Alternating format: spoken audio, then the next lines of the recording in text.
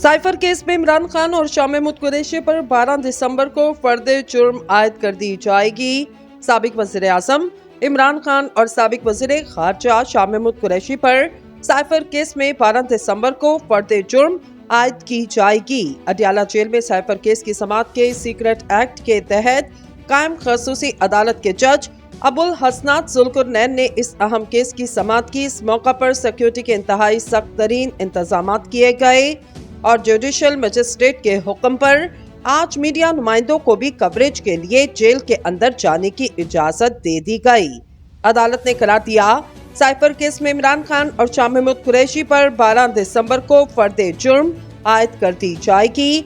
अदालत की जानिब से साबिक चेयरमैन तहरीक इंसाफ और शाह महमूद कुरैशी को केस की नकुल फरहम कर दी गई। पाकिस्तान तहरीक इंसाफ के वकील की जानिब से केस की नकुल फरहम न करने की इस्तदा की गई थी।